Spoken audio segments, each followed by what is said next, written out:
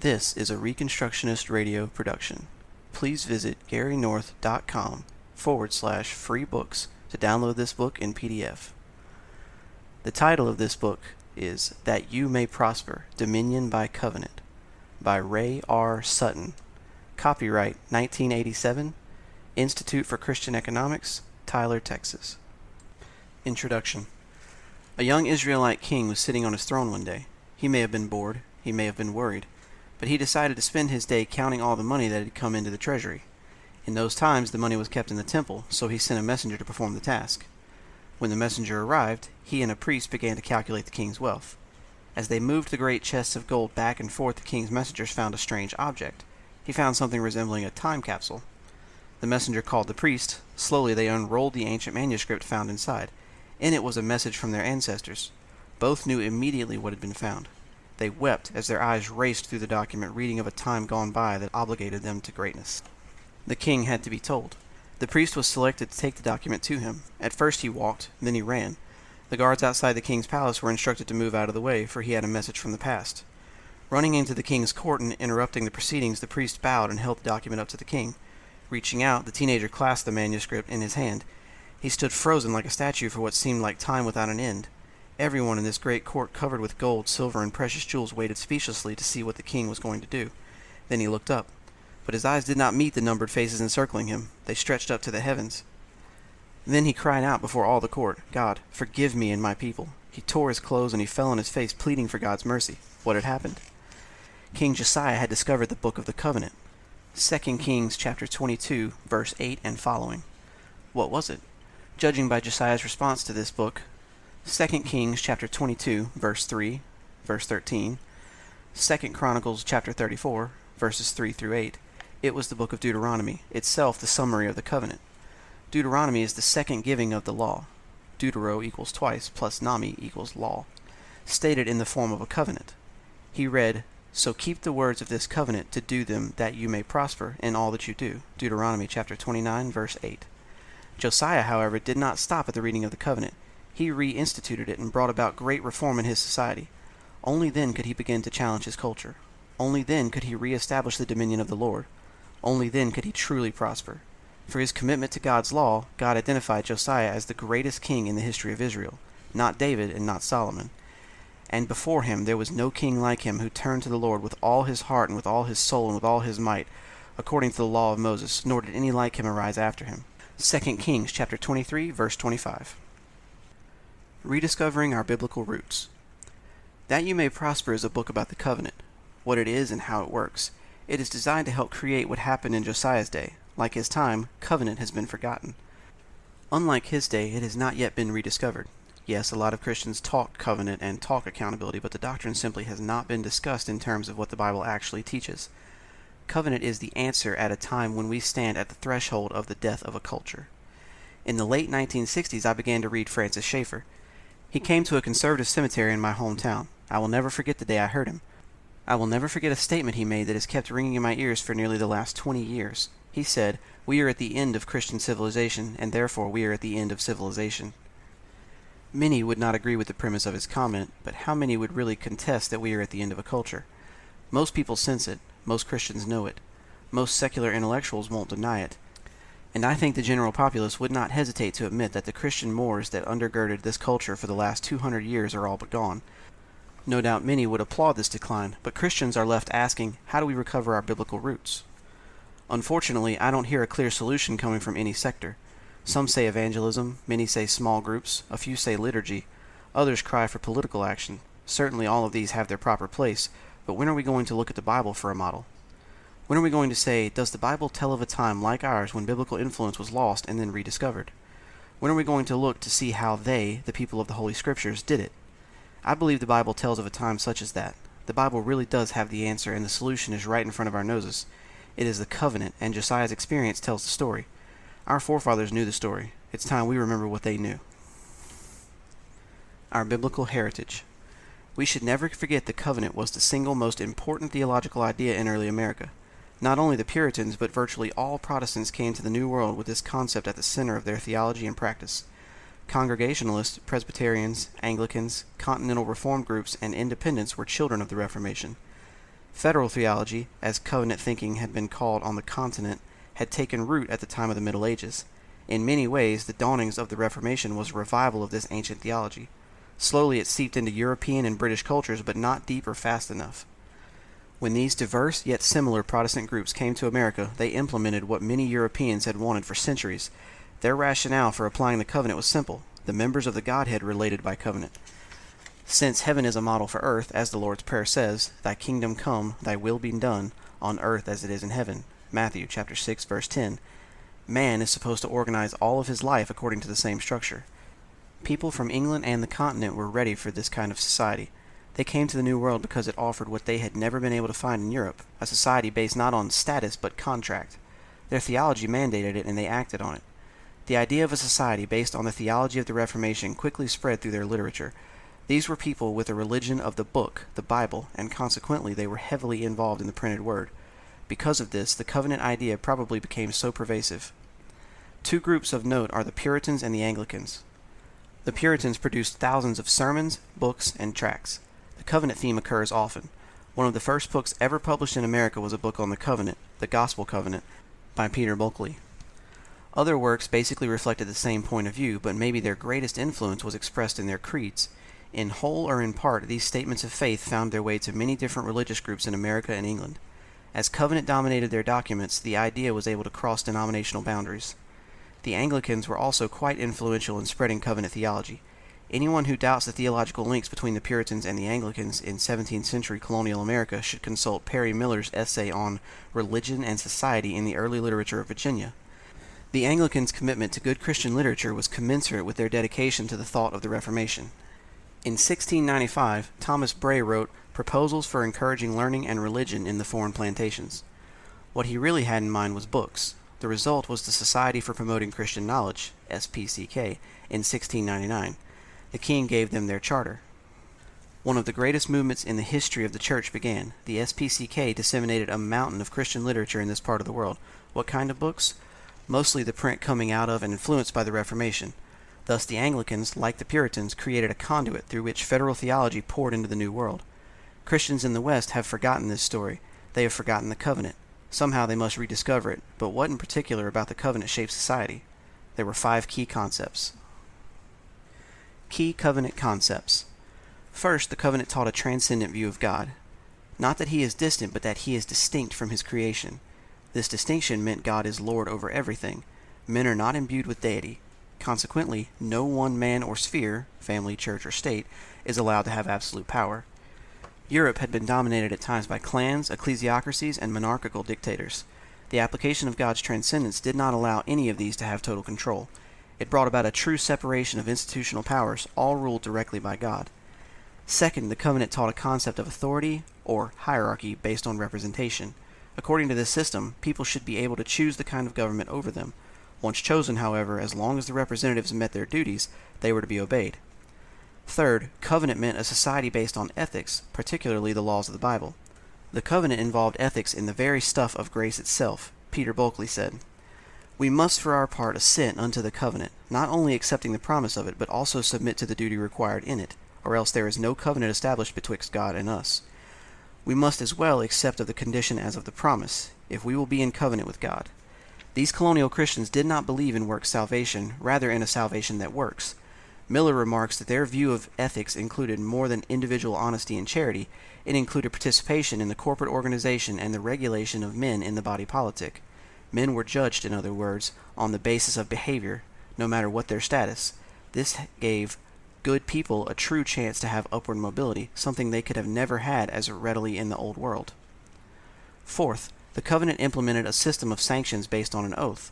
Once an oath was made, a man was expected to keep it. Any violation met serious sanctions. Perjury in the realm of the state was in many cases punishable by death. Adulteration of the marriage oath met the same end. Apostasy from the church covenant resulted in banishment. The oath and the sanctions that enforced it were an effective stabilizing factor in American culture. Fifth, the covenant implied a system of continuity based on something other than blood relations. The Puritans attempted to make experience the test for church membership. Also, a person had to be a member of the church to be able to vote. Granted, these were misapplications. The first misapplication, experimentalism, led to the halfway covenant. in which the grandchildren of church members were baptized, even though their parents had never joined the church formally. Though baptized, these halfway covenant children were not regarded as church members. The other misapplication, political, corrupted the church. Nevertheless, we do find hints of an extremely important aspect of a society rooted in contract and not in status. The mechanism of contract provided social continuity and not blood or class. America, more than any other culture, had become a place of opportunity for the little guy.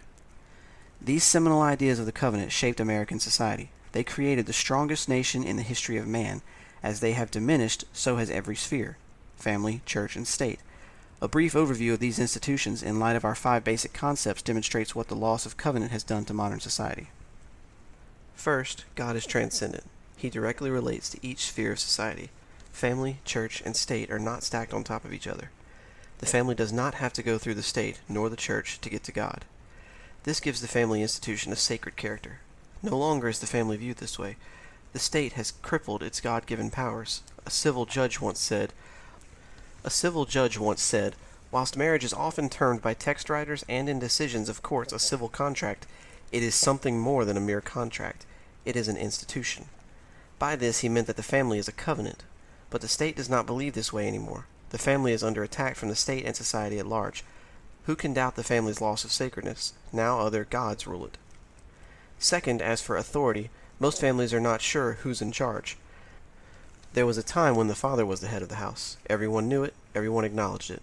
But the advent of the working mother has created a conflict. It's not the 1950s anymore. High inflation and debt have changed the economics of Western culture. A collapsing economy has forced the woman to go to the marketplace. When she does, she starts to bring in a sizable portion of the family income, maybe as much or more than the husband. This threatens the relationship and the war begins. The rise of wife abuse statistics indicate the extent of the conflicts. War has been declared in the home. It remains to be seen whose authority will take charge. Third, the covenant laid out a clear sense of right and wrong, ethics. The first colonists believed in the morality of the Bible, an objective standard, and every family was raised on this morality. Today, the family has lost this sense of right and wrong. Its children are indoctrinated with values training in public schools. The philosophical background for such training comes straight out of the Humanist Manifesto 1 and 2. Students are taught, "We affirm that moral values derive their source from human experience. Ethics is autonomous and situational, needing no theological or ideological sanction." How frightening it is to think that the future leaders of our civilization will believe this way. Fourth, it used to be that when a couple said their vows before God and man, their oath was taken seriously. Divorce was socially unacceptable. Our times tell us something about how people feel about their marriage oath. 38% of all marriages in the United States fail. 79% of those people will remarry, and 44% of these second marriages will fail. The fifth area of the covenant is continuity. Most families cannot maintain the bond implied by this word. Indeed, studies indicate that Christians are not doing well at raising up a godly seed. They are losing their children to the government school system. They are losing them to the humanists who write the screenplays for television shows. They are even losing them to the humanists who teach in Christian colleges. Also, the rapid death of the family business points to the loss of continuity. Each year, a growing number of family businesses is terminated, not because there are no living heirs, but because the heirs are not interested. Some students of the small business believe this is one of the largest causes for the collapse of the small business. At one time, the family was understood as a covenantal unit. The loss of this idea has had staggering effects. The 5 foundational concepts of covenant have proven to be critical to the family's life or death, sickness or health. It seems that as the traditional marriage vows have been altered or destroyed, in sickness and in health, for richer for poorer, till death do us part, so has the entire institution. But the family is not the only institution that has lost its covenantal moorings. The state. The New Deal, the Great Society, and all the other social innovations of our progressive society have failed. Why? These programs are products of a government in violation of basic covenantal principles. First, the state has attempted to become transcendent. This assumption of the role of God has been the Second American Revolution, title of John Whitehead's insightful work. Today's foremost Christian constitutional authority, lawyer, and author, his thesis is clear. The judicial procedures of the past 100 years have so completely reinterpreted the Constitution that the intent of the original 1776 American Revolution has been lost. He refers to a comment made in 1907 by Supreme Court Justice Charles Evans Hughes, "The Constitution is what the judges say it is," and compares it to one made in 1936 by the Third Reich Commissar of Justice. "A decision of the Führer in the express form of a law or decree may not be scrutinized by a judge." In addition, the judge is bound by any other decisions of the Fuhrer provided that they are clearly intended to declare law. Today, the Supreme Court has become our Fuhrer. We are left wondering who really won World War II. Second, these quotes indicate confusion over authority. The representative concept was a covenantal idea, as we shall see in greater detail later. The magistrate was to represent God and the people. It could easily be argued, however, that we no longer have a functional representative system. The Supreme Court, a group of appointed-for-life officials, has the real power. The most recent example is the infamous Roe v. Wade ruling, January 1973. After the states failed to pass pro-death amendments in the early 1970s, the Supreme Court still made death the law of the land. Do we have a representative system? Where were our elected representatives? The Congress has the right to overturn the future effects of any ruling by the Supreme Court simply by withdrawing the court's appellate jurisdiction. By removing the abortion question from the federal courts and the Supreme Court, the issue would be returned to the states, where it began and where all other capital penalties are enforced. Abortion is murder. Murder is a capital crime, therefore. So where were our elected representatives? Evidently, we have an authority crisis in our land.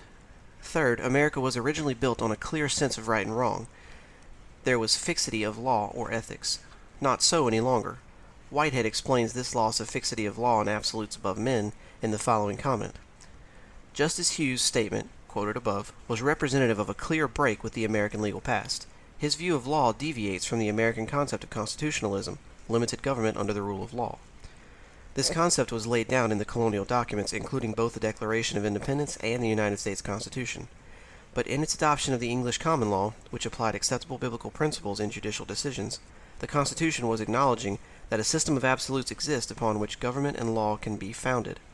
Moreover, under constitutionalism, the people are governed by a written document embodying these principles and, therefore, not by the arbitrary opinions to be found in the expressions of men.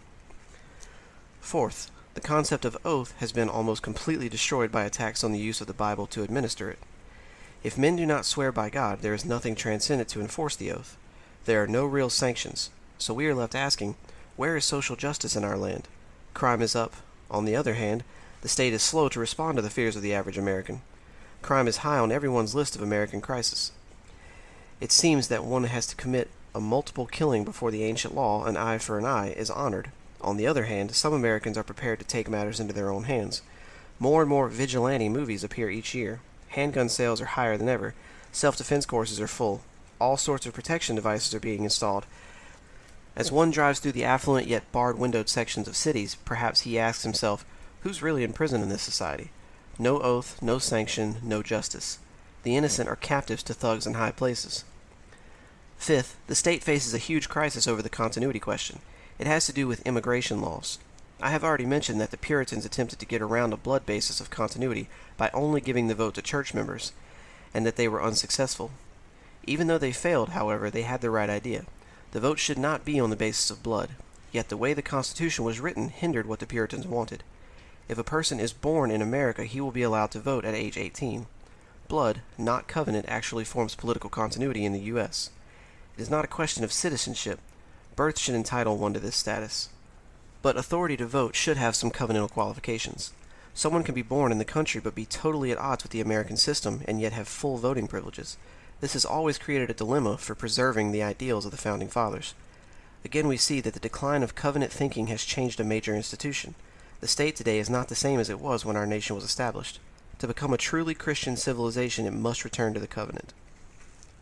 Church. Finally, the church has also been influenced by the decline of covenant thinking. God is transcendent.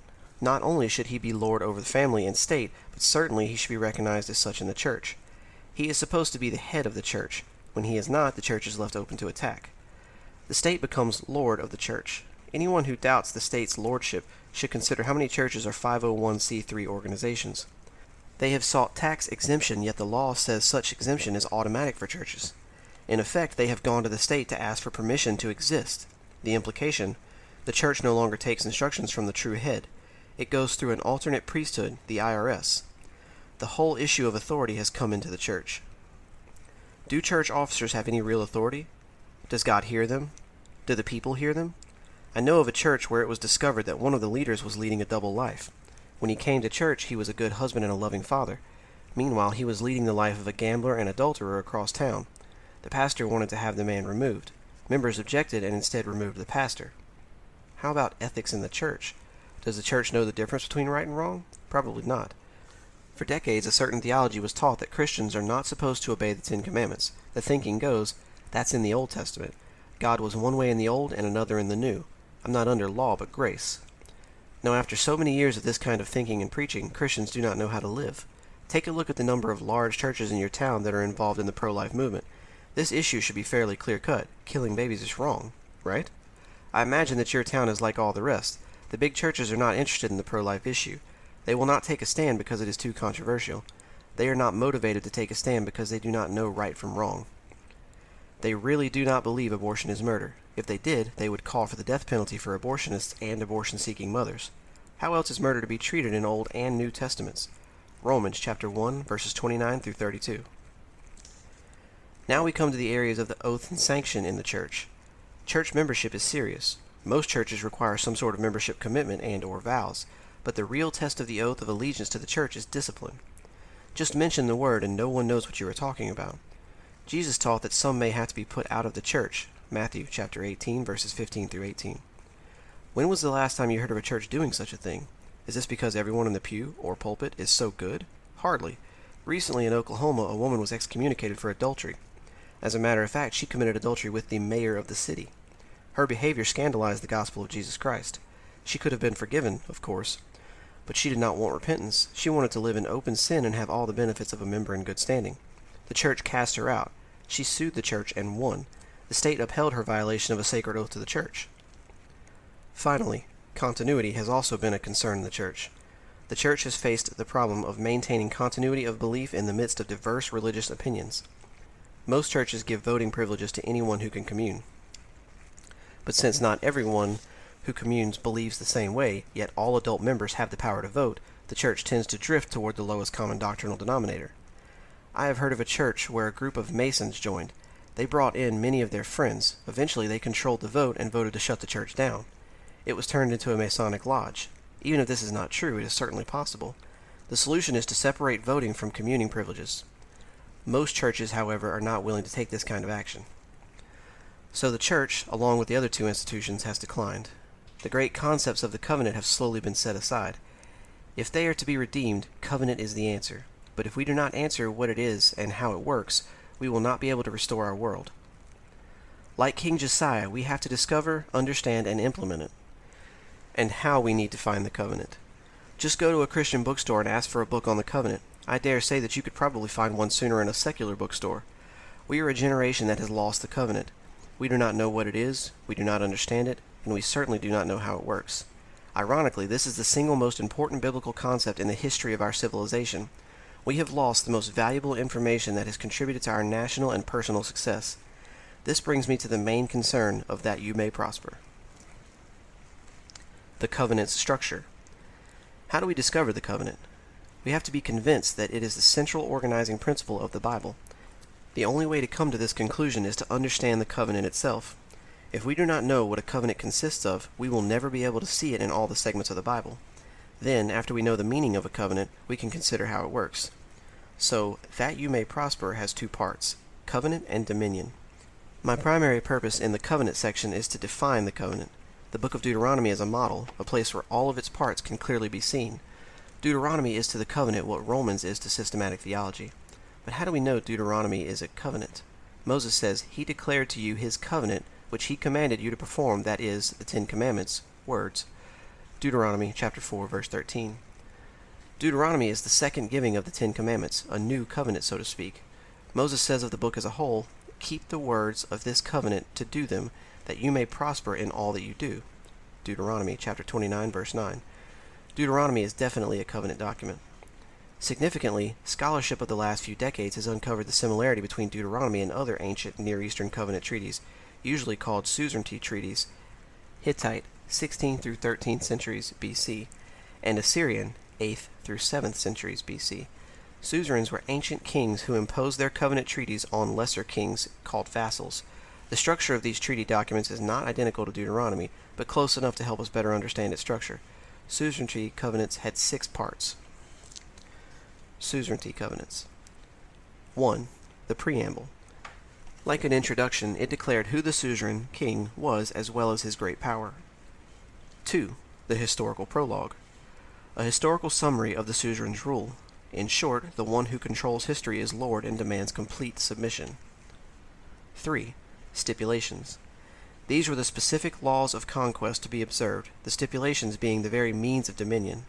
Also, they distinguished the servants of the suzerain from the other people of the world. 4. Blessing and cursing. This section outlined the ceremony where an oath was taken, receiving sanctions in the form of blessing and cursing. The character of this oath was self-maledictory. The vassal swore his allegiance to the suzerain. It is called self-maledictory because the vassal condemned himself to death if he broke the covenant. In other words, if he was faithful, he was blessed. If unfaithful, he was cursed. 5. Successional arrangements. The covenant document also specified successors to the suzerain so that the vassal could pledge his allegiance to them. Another feature is the enlisting of witnesses, often heaven and earth, to the sealing of the covenant. 6. Depository arrangements. The covenant also stated how and where the covenant document would be stored and preserved. In the event there was a breach of covenant, this document could be produced to begin a process of prosecution against the offending vassal, usually called a covenant lawsuit. The biblical covenant in Deuteronomy has 5 parts. It preceded the suzerainty treaties and was not a copy of them. The suzerains copied the biblical pattern to form geopolitical covenants. Deuteronomy, on the other hand, was the restatement and expansion of the 10 Commandments. Not only does Moses say as much, Deuteronomy chapter 14, verse 13, but the parallel between the 5-fold pattern in Deuteronomy and a double 5-fold pattern in the 10 Commandments demonstrates the connection. Nevertheless, studies in suzerain treaties have been helpful in understanding the basic structure of the biblical covenant. I have used them in this regard, especially the work by Meredith G. Klein. Therefore, let us briefly overview the 5 points of covenantalism. The Deuteronomic Covenant. True transcendence. Deuteronomy chapter 1, verses 1 through 5. Klein and others point out that the covenant begins with the preamble. But what does the biblical preamble of Deuteronomy teach? How we find that God declares his transcendence. True transcendence does not mean God is distant, but that he is distinct. Hierarchy. Deuteronomy chapter 1, verse 6 through chapter 4, verse 49. The second section of the covenant is called the historical prologue. Suzerain treaty scholars point out that in this section of Deuteronomy, the author develops a brief history of God's sovereign relationship to his people around an authority principle. What is it? And what does it mean? Briefly, God established a representative system of government. These representatives were to mediate judgment to the nation, and the nation was to mediate judgment to the world. Ethics. Deuteronomy 5 through 26. The next section of the covenant is usually the longest. The stipulations are laid out. In Deuteronomy, this section is 22 chapters long. Deuteronomy chapters 5 through 26. The 10 Commandments are restated and developed. These stipulations are the way God's people defeat the enemy. By relating to God in terms of ethical obedience, the enemies fall before his children. The principle is that law is at the heart of God's covenant. The primary idea is that God wants his people to see an ethical relationship between cause and effect. Be faithful and prosper. Sanctions. Deuteronomy chapters 27 through 30. The fourth part of Deuteronomy lists blessings and curses. Deuteronomy chapter 27 through 28. As in the suzerain treaty, Klein observes that this is the actual process of ratification. A self-maledictory oath is taken and the sanctions are ceremonially applied. The principle is that there are rewards and punishments attached to the covenant. Continuity. Deuteronomy chapter 31 through 34. Continuity determines the true heirs. This continuity is established by ordination and faithfulness. It is historic and processional. The covenant is handed down from generation to generation. Only the one empowered by the Spirit can obey and take dominion. He is the one who inherits. The final principle of the covenant tells who is in the covenant, or who has continuity with it, and what the basis of this continuity will be. These 5 points of covenantalism are the foundation of that you may prosper. As I have said, it has 2 parts, covenant and dominion. In the covenant section, I spend the first 5 chapters explaining the 5 points of covenantalism in detail. In the next half, I move to their application. Dominion. The subtitle of this book is Dominion by Covenant. After we have assessed the covenant, we need to ask, how does it work? It is my thesis that covenant is the mechanism for dominion and success. After all, Moses says, "Keep the words of this covenant to do them, that you may prosper in all that you do." Deuteronomy chapter 29, verse 9. If we really believe the Bible, then covenant is the key to daily living at every level. In the dominion section, I begin with a comparison of the cultural mandate, Genesis chapter 1, verses 28 through 30, and the Great Commission, Matthew chapter 28, verses 16 through 20. Some Christians do not understand their commission from the Lord. It is a renewal of the cultural mandate. It has the covenantal structure. It means Christians are to take dominion by means of the covenant. Having established that dominion is by covenant, we get down to specifics. I concentrate on the three institutions of biblical society: family, church, and state, and I show how they were intended to function according to the covenant. Then I also point out historical examples from our own history. Someone might think that this covenant structure is overly idealistic. It is not. It has been tried before. It has been successful. The covenant is practical. Finally, I conclude the book with a brief summary on how to apply the covenant to society at large. I call it little by little. I don't want the reader to think we can impose this covenant concept on our culture by force, so I touch on the role of the witness, both in evangelism and in filing covenant lawsuits. After a short consideration of evangelism, seeing so much has already been written on this subject, I focus on the lawsuit. Very little has been said recently about this idea. I rely on the prophet Hosea as a guide because his book follows the covenantal structure. But more importantly, the prophet shows us how he used the covenant to bring a covenant lawsuit against the wicked. From this chapter you will learn how to defeat the wicked when you are undercapitalized, outclassed, and undermanned. So, That You May Prosper has two parts, covenant and dominion. When you finish, I hope you will see life differently. Perhaps covenant will have real, practical, life-changing meaning in your life. If our society could think and live this way, we could renew our forefathers' errand in the wilderness and change it into a garden. We could then see again the days of the new and final Josiah, a glorious rule by King Jesus. The Reconstructionist Radio Podcast Network brings to you a complete lineup of podcasts where you will hear practical and tactical theology. Our desire is not simply that you consume our shows, but that you also live out your faith in every area of life. We can talk all day long about these things, but if we fail to put them into practice, then we fail as ambassadors of Jesus Christ, our King. Subscribe now to your favorite Reconstructionist Radio Podcast Network shows, or you can subscribe to the Reconstructionist Radio Master Feed, where all of the content we produce, including the audiobooks and audio articles, will pop up as soon as they are available. And don't forget to visit ReconstructionistRadio.com to volunteer as a narrator or to partner with this ministry financially.